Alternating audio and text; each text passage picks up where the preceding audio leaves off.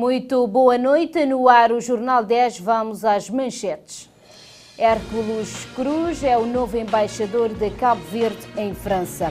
Movimentação de hóspedes aumenta 15,9% no segundo trimestre de 2017. Trabalho meteorológico, o Instituto da Gestão da Qualidade e Património Intelectual arranca com atividades no terreno. A Agência de Aviação Civil assina protocolo de cooperação institucional com Forças Armadas de Cabo Verde. Serra Leoa, número de vítimas na Serra Leoa sobe para perto de 400. Filipinas, polícia mata 32 suspeitos de tráfico na mais sangrenta operação de sempre. Incêndios, 74 feridos entre 8 e 14 de agosto.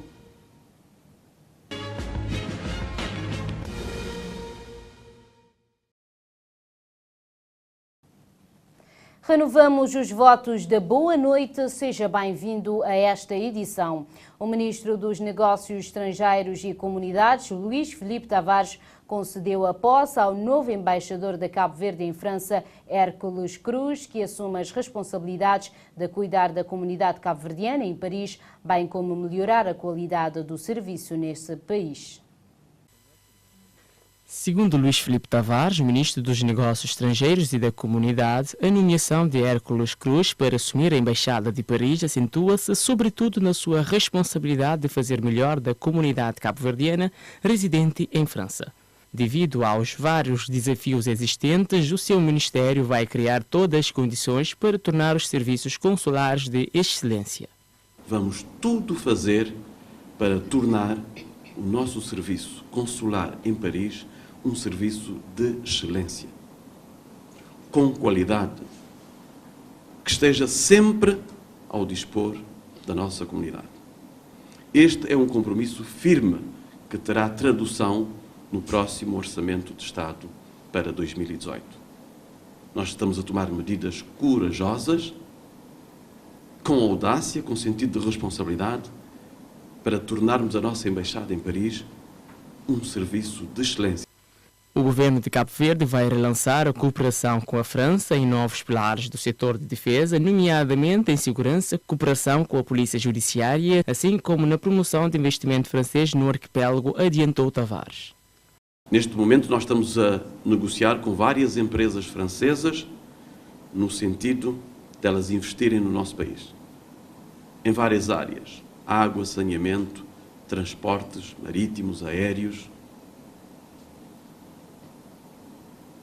comércio, etc. Vai ter uma missão importante, porque vai representar o nosso país junto de um dos países mais importantes da União Europeia.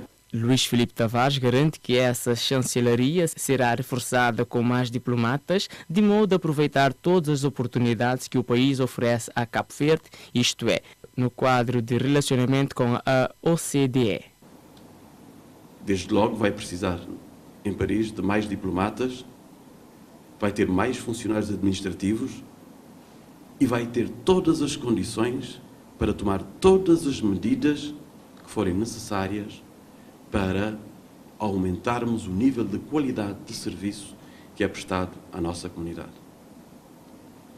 Este compromisso não é só do Ministério dos Negócios Estrangeiros de Cabo Verde, mas é de todo o Governo.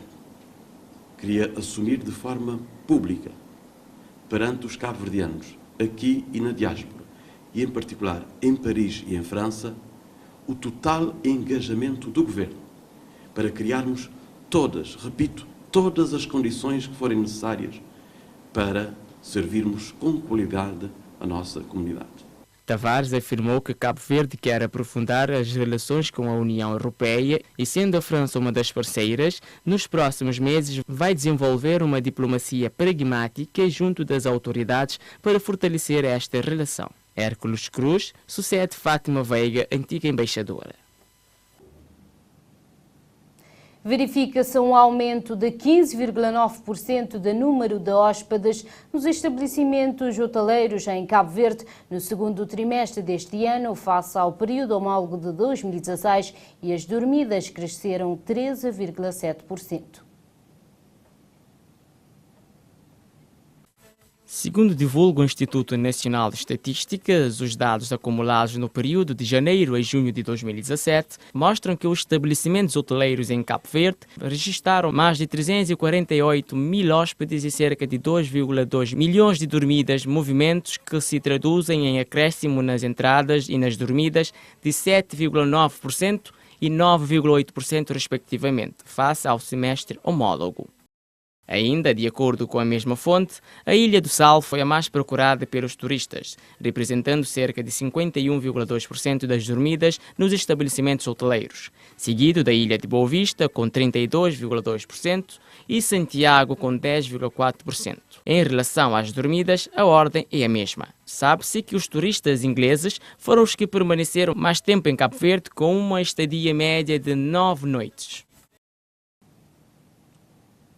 O Governo de Cabo Verde, através do Instituto da Gestão da Qualidade e Património Intelectual, enquanto gestora do Sistema Meteorológico Nacional, arrancou hoje a primeira ação de controlo meteorológico no posto de combustíveis da Enacol. Segundo o IGQPI, com esta ação pretende-se introduzir melhorias significativas nas relações comerciais entre o prestador de serviço, o vendedor, e o consumidor final, maior exatidão nas mediações e, consequentemente, maior segurança, credibilidade e satisfação dos clientes. Esta primeira ação de controlo meteorológico aconteceu no posto de combustíveis da Enacol, achada São Felipe. Nós começamos primeiro por identificar o posto, tirar o número de série do equipamento e depois fazemos medições para determinar o erro, ou seja, a diferença que existe entre o que mede o contador, o volume, sobre um padrão, aquilo que vem no carrinho laranja, que é um padrão de 25 litros. Para além das bombas de combustível, outros equipamentos de medição também serão contemplados nos próximos dias, com destaque para balanças com alcance até 5.000 quilos. Alexandra Costa fala dos resultados que foram obtidos durante este trabalho meteorológico. Inicialmente o erro estava em 0,4%, okay? Isto corresponde a 8 decilitros, muito pouco. A lei permite 0,5%. Uma vez que nós estávamos com o posto aberto, ou seja, nós estávamos aqui com os contadores todos disponíveis, e como vai ser feito o próximo ano, por perfeccionismo, digamos assim, fez-se um pequeno ajuste para ficar mais perto do zero. Segundo o presidente do IGQPI de Santo Antão, a Brava vai-se implementar esse plano de ação para que todas as bombas de combustíveis até setembro estejam devidamente controladas.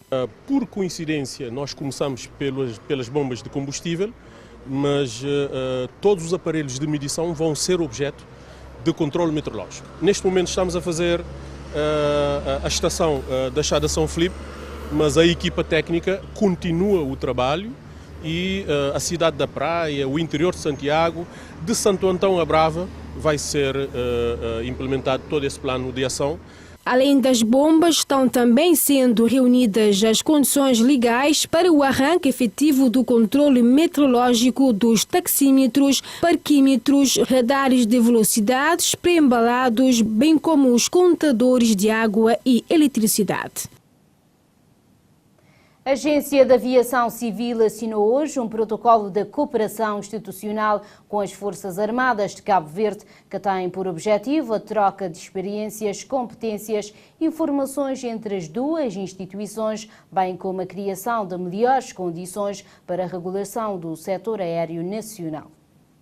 No âmbito da assinatura de protocolo entre a Agência da Aviação Civil com as Forças Armadas de Cabo Verde, o chefe de Estado-Maior das Forças Armadas, Anildo Moraes, afirmou que este protocolo visa a troca de recursos humanos entre as duas instituições. E nós, em termos desse protocolo, preconizamos troca de informações entre as nossas duas instituições, recursos humanos também, que entre as Forças Armadas e a AC, temos recursos humanos que a AC precisa e nós também, a AC tem recursos humanos que nós precisamos, portanto vai haver essa troca de recursos humanos e também meios. Nós temos a aeronave, que também é utilizada nas Forças Armadas e que há missões que a AC também poderá utilizar perfeitamente. De acordo com o presidente da Agência da Aviação Civil, João dos Reis Monteiro, outro objetivo desta assinatura é pôr à disposição das Forças Armadas as capacidades e qualificações necessárias para supervisionar, fiscalizar, regulamentar e regular o setor da aviação civil em Cabo Verde. No entanto, acrescenta que com esta cooperação as Forças Armadas vão fornecer à Agência da Aviação Civil apoios no campo da aviação e do transporte aéreo.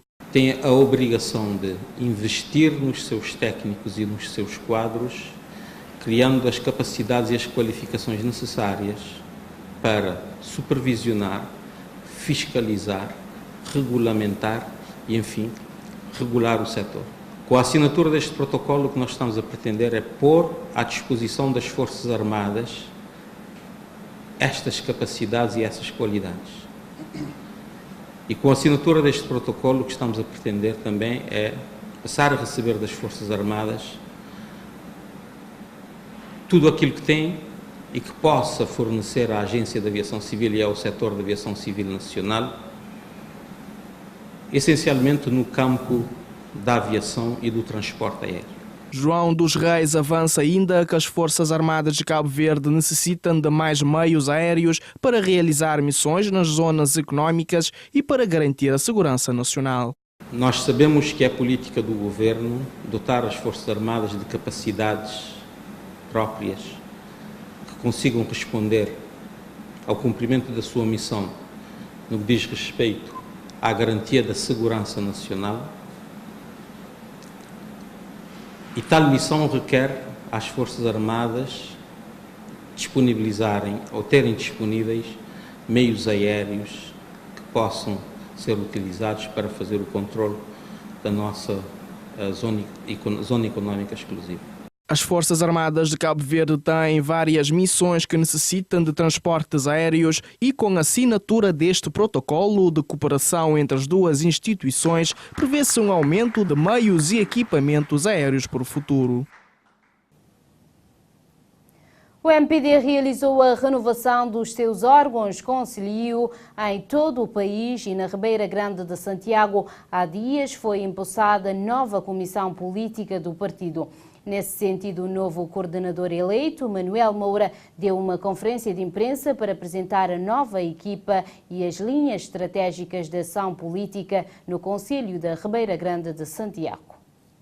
Com esta nova comissão política a ser impulsada, segundo seu coordenador, o Conselho de Ribeira Grande de Santiago será melhor servido. Manuel Moura afirmou que a comissão que passou a presidir tudo fará para que os objetivos e compromissos do MPD sejam uma realidade no referido Conselho, como, por exemplo, zelar pela democratização da Ribeira Grande de Santiago e as suas instituições, nomeadamente a Câmara e a Assembleia Municipais.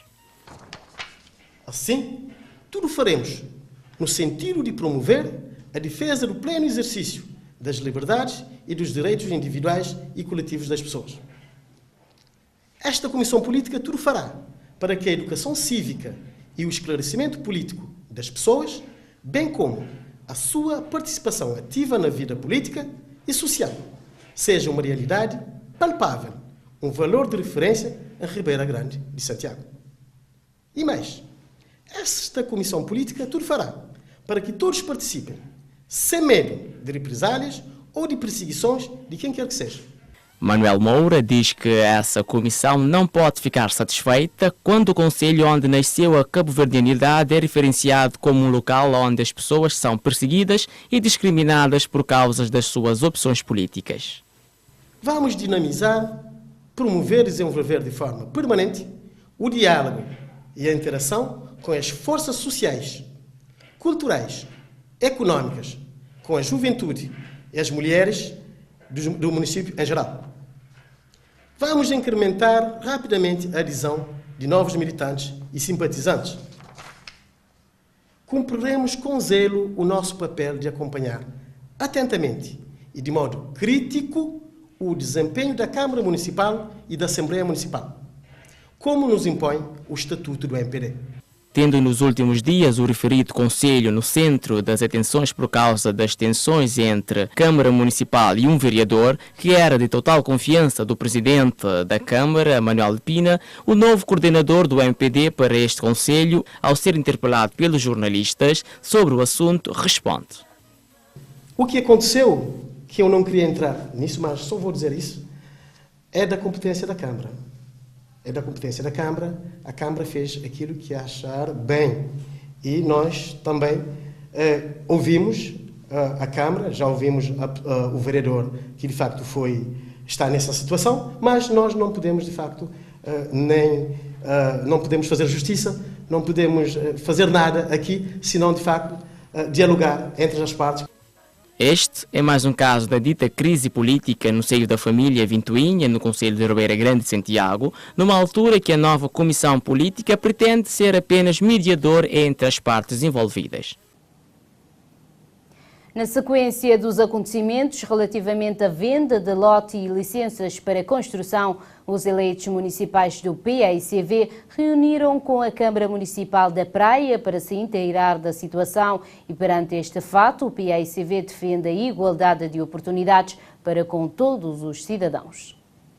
Relativamente às questões ligadas à urbanização, os eleitos municipais do PAICV e a Câmara Municipal da Praia promoveram um encontro para se inteirar da situação e, como é óbvio, levar as suas preocupações acerca do sucedido.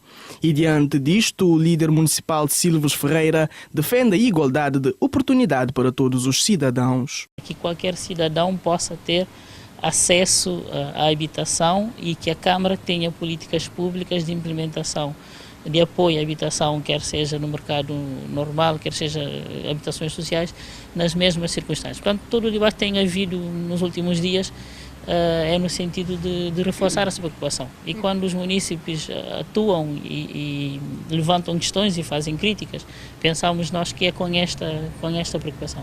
Algumas linhas nesta reunião foram abordadas, de entre elas o fim do modelo de aforramento, ponto este que foi discordado pelo Estrela Negra, uma vez que, segundo diz, nem todos têm condições de comprar um lote para construção no atual modelo adotado pela Câmara. É um modelo que ainda fazia sentido.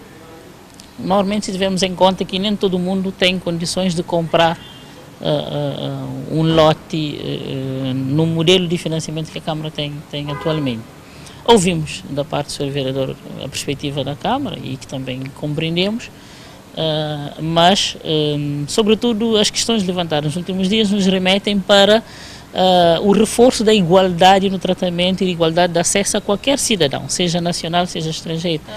Conforme Ferreira, a Câmara Municipal da Praia deve pautar com uma postura de rigor e imparcialidade, de modo a pensar sempre nos cidadãos que não têm possibilidade de aquisição de lotes de terreno e não destiná-los apenas aos possuidores de recursos financeiros. O projeto sobre agricultura moderna integrada da cidade do Porto Novo, em Santo Antão, financiado em 7.000 contos no quadro do Programa Nacional da Luta contra a Pobreza, já arrancou para satisfação das 14 famílias beneficiárias.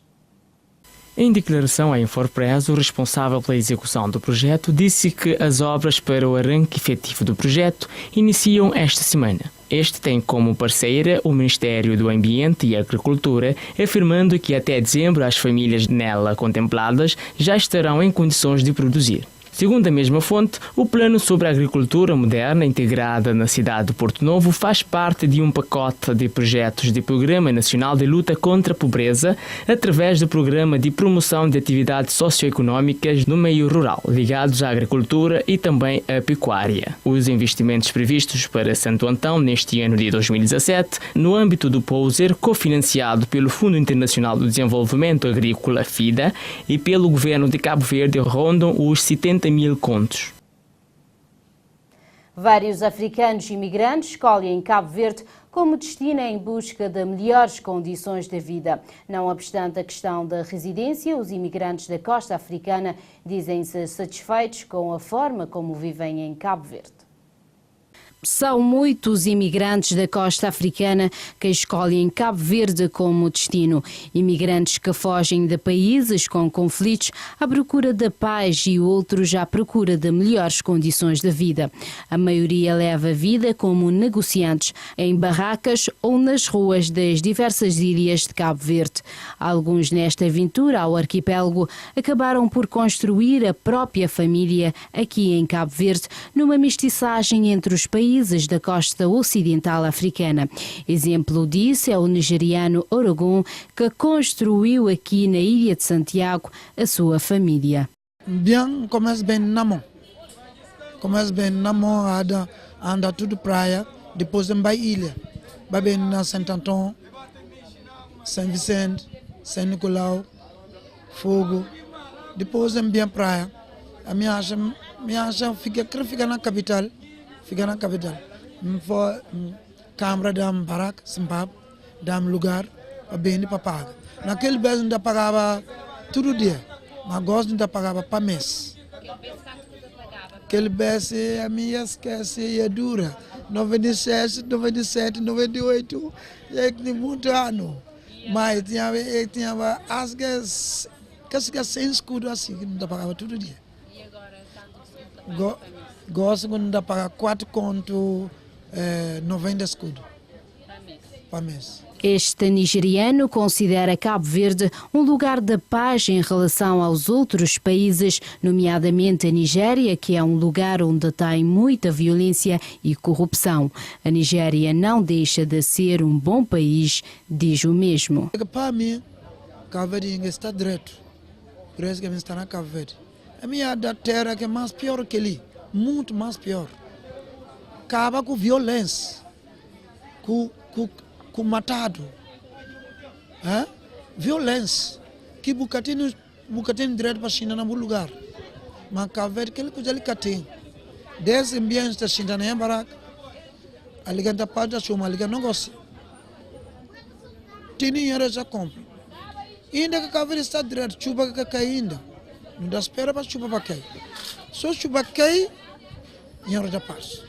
Este é um caso semelhante a muitos outros imigrantes que vivem em Cabo Verde. Bem, podia viver, não está melhor, graças a Deus. E o que é que o senhor está a fazer? Bem para ali, para trazer negócio no Senegal, para vender ali. Para bater toda a ilha, para levar negócio na toda a ilha, para vender ali também, graças a Deus. E gosta você fazer negócio para toda a ilha de Cabo Verde? Sim, estava para toda a ilha de Cabo Verde, para vender lá, graças a Deus. Rança mulher, rança filho ali, e graças a Deus também. Decidi bem, para onde não tem arma ali, não tem a madraça está ali, eles que trazem ali na praia. Canta com bem quem trabalha, você trabalha ali, dentro do Sucupira. Desde que me faço 12 meses na casa, depois também buscar trabalho ali dentro do Sucupira. Os imigrantes mais recentes e os mais jovens consideram Cabo Verde um bom país, não obstante a questão da residência. Alguns estão indignados com o desenrolar da documentação para aquisição da residência e o tempo demorado para obterem a residência. Helena Vicente, um jovem guinense, fala-nos um pouco mais sobre esta situação. A minha está ali, desde 2009 que estou na Cabo Verde. Estudar desde escola, começar na escola e primária, até entrar no liceu. Está na Boa Vista. Estou nesse ponto bem para ali. Quando bem para ali, nunca tinha mais que condição de ficar paga e para o país paga a escola. Então tem que trabalhar para pagar a escola, entende? Então queria residência. Vai na fronteira, falar sobre as condições que tem. Leva papel estudante, vai apresentar, fala não, tem que inscrever na NPS. NPS tem que ter um trabalho para botar pagar cada fim de mês, entende? Então essa querer na residência, eu não sou visto, mas 6 meses, já passa prazo. Para fazer residência também tem muito papel. Também tem muito papelada. Ainda tem que bater outra papelada na Guiné-Bissau. E é somente tem que ter registro criminal de Guiné-Bissau, entende? Então tem que mandar dinheiro para fazer ela, para depois trazer para ali para Cabo Verde, para fazer em a residência. Mas é muito papel, eu gasta o dinheiro. A minha tem que condição. Cabo Verde tornou-se hoje um país da imigração, recebendo cidadãos oriundos maioritariamente do continente africano que procuram as ilhas para viver e trabalhar. Casa das Artes da cidade de Assomada vai promover nos próximos dias, 21 a 31 deste mês, Oficina das Artes no âmbito da 4ª edição da Exposição Coletiva de Artesanato, sob o lema Combater a Violência através das Artes. Mais de 10 artesãos vão expor as suas obras e à margem da exposição vão ser realizadas oficinas das artes, cujo objetivo é, por um lado, dar uma alternativa que servirá como terapia aos participantes após um dia intenso de trabalho. Por outro lado, dar a conhecer os ofícios que remontam há muito tempo e que faz parte da nossa identidade cultural, lê-se num comunicado de imprensa. Sabe-se que a 4ª edição da Exposição Coletiva de Artesanato vai ter uma vertente social em que vão ser expostas para venda as telas do artista plástico Celestino Cabral Fernandes, que, segundo diz a fonte, passa por momentos difíceis de doença que requer uma evacuação para Portugal. A abertura contará com a presença do Ministro de Cultura e Indústria Criativa, do Presidente da Câmara Municipal de Santa Catarina, engenheiro José Alves, bem como outros ilustres convidados. Acompanhe agora as opiniões fortes desta quarta-feira. Opiniões fortes. O elenco semanal.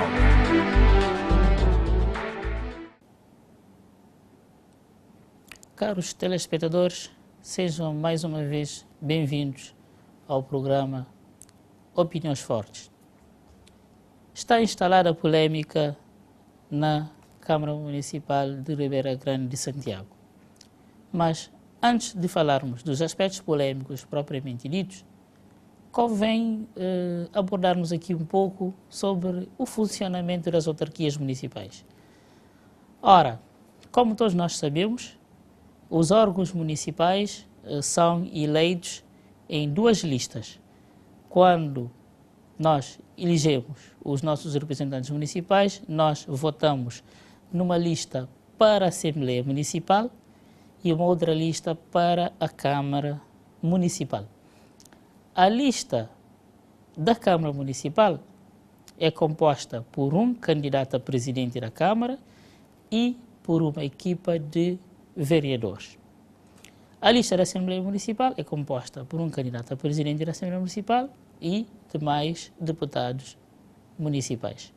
Portanto, quando os munícipes votam, votam numa equipa e os eleitos são eleitos numa lista.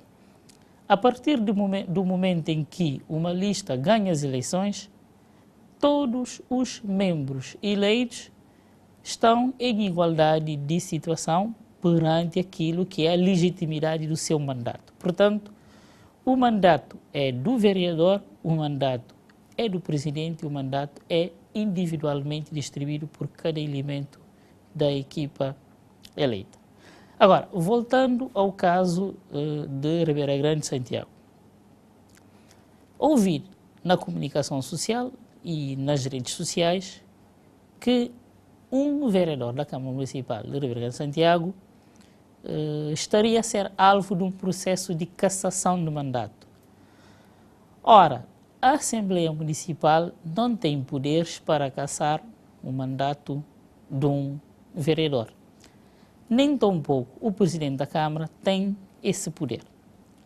Quanto muito, um Presidente da Câmara pode retirar funções, retirar remuneração, retirar a categoria de vereador a tempo inteiro, retirar a categoria de vereador profissional, retirar pilouros a um vereador. Um Presidente da Câmara pode fazer isso a qualquer altura do seu mandato. Sempre que um Presidente da Câmara considerar que não tem confiança num vereador pode efetivamente fazer isso. Cabe ao Presidente da Câmara, portanto, os poderes que diferem o Presidente da Câmara do resto dos vereadores, é que o Presidente da Câmara tem poderes de definição e de distribuição dos pilouros e propõe à Assembleia Municipal aquilo que considera, em qualquer momento do seu mandato, a melhor configuração em termos de distribuição das funções. Portanto, o que aconteceu na Cidade Velha, parece-nos que o Presidente da Câmara perdeu confiança num dos seus vereadores. Não é a primeira vez que este facto acontece na nossa democracia. Já tivemos outros casos em outros municípios, em outros momentos, em que houve, por parte do então Presidente da Câmara, desprofissionalização dos vereadores, de algum vereador, por perda de confiança, por incompatibilidades. Portanto, o facto por si só não é novo. E a lei confere esse direito, como já tinha dito anteriormente ao Presidente da Câmara, a faculdade de gerir a sua equipa conforme melhor achar conveniente. O aspecto fundamental da questão aqui é, sobretudo, o argumento que se tem apresentado para a tomada dessa decisão. Diz-se, pelo menos através de uma carta que os eleitos municipais dirigiram ao Presidente da Câmara, que uma das principais razões dessa decisão é que este vereador estava beneficiando cidadãos afetos ao PICV e que, como tal, perdeu a confiança também da equipa de eleitos municipais que suportam a Câmara. Ora, não me parece de todo que seja uma razão justificável, ou seja, uma Câmara Municipal é eleita para servir a todos os municípios, independentemente do partido a que pertencem, ou quando nós elegemos uma equipa camarária, estamos a eleger apenas em benefício do nosso partido a que pertencemos ou em relação ao qual somos simpatizantes. Portanto, aqui parece-me que a Assembleia Municipal, os eleitos municipais do MPD precisam clarificar um pouco mais as razões desta carta, e uma carta que vinha assinada por todos os eleitos desta bancada. Portanto, é um mau sinal para a opinião pública, para os munícipes, para os cidadãos de uma forma geral, partirmos desse critério. Mas eu tenho por mim, quero acreditar que, não conheço as razões de fundo, mas sinto-me a liberdade de especular que existem outras razões. Não quero acreditar que seja só por isso e só por uma singular razão, se eventualmente este vereador terá tomar alguma decisão em benefício de um indivíduo, de um partido diferente daquilo que suporta a Câmara, não acredito que deverá ter sido por esta razão. De certeza, há muitas outras razões que nós desconhecemos, mas que acredito que poderá vir à baila em outros momentos. Mas este caso também põe à prova a eficácia do nosso sistema. Ou seja, será que é preferível ter este modelo em que o eleito, nesse caso o Poder Executivo, a partir do momento que o indivíduo é eleito vereador, independentemente de ter a confiança ou não no Presidente da Câmara, ele tem a prerrogativa, tem a legitimidade de exercer o seu mandato até o fim? Ou não seria melhor avançarmos com maior rapidez para um modelo equivalente ao modelo que se pratica no governo, que é de base parlamentar, ou seja, a governação emana do Parlamento? Portanto, o modelo atual tem uma vantagem, é que permite uma certa estabilidade nas equipas camarárias. Ou seja, não dá a possibilidade ao Presidente da Câmara de demitir ou de escolher quando quer, como quer constituir a sua equipa. Ao longo do mandato, o Presidente da Câmara tem a obrigação, entre aspas, de trabalhar com a equipa eleita no início do mandato. Este facto tem garantido uma certa estabilidade em praticamente todas as câmaras do país. Por outro lado, também muitos têm falado na possibilidade de mudarmos para um sistema parecido com o que acontece a nível do governo. Ou seja, o primeiro-ministro emana do Parlamento.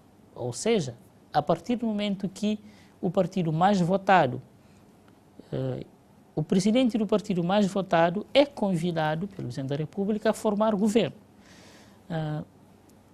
Muitos têm falado na possibilidade de, para as eleições autárquicas, também passarmos a ter uma única lista em que o cabeça da lista vencedora teria a possibilidade de constituir a sua equipa com elementos eleitos na Assembleia Municipal ou outros elementos escolhidos por ele, independentemente de terem sido também eleitos ou não. Esta possibilidade daria ao Presidente da Câmara a opção de, a meio do mandato, avaliar o desempenho de cada vereador e fazer as alterações que quiser nos momentos que achar oportuno, por forma a garantir uma governação mais eficaz, por assim dizer, ao longo do próprio mandato. Portanto, são aqui discussões, possibilidades, e há vantagens e desvantagens nos vários modelos. No modelo atual, a desvantagem clara que nós podemos ver aqui a partir do Beira Grande de Santiago: o Presidente da Câmara, a equipa camarária, vão ter que conviver com um vereador que não querem, por razões que aqui não vamos aprofundar, também desconhecemos. Mas, por outro lado, também, portanto, limita o poder da própria Câmara, porque vai, de certa forma, ficar com um elemento a menos, né? E, portanto, e também, e claro, está aqui, põe em causa aquilo que foi a equipa apresentar, e que, com certeza, os munícipes apoiaram uma equipa, e como tal, desajustes na equipa cria propriamente uma certa disfunção naquilo que foi proposto. Mas o nosso sistema autárquico já vem de alguns anos, é um momento oportuno para avaliarmos a sua eficácia, para avaliarmos se o sistema como está funciona e o que é que podemos alterar para o melhoramento do seu funcionamento. Portanto, hoje debatemos um pouco só sobre essa questão, que merece talvez um debate mais aprofundado em outros espaços, em outros momentos, e nós gostaríamos de ficar por aqui e terminamos desejando uma boa semana a todos os telespectadores e ouvintes deste programa. Opiniões fortes. As opiniões fazem-se na TIVER.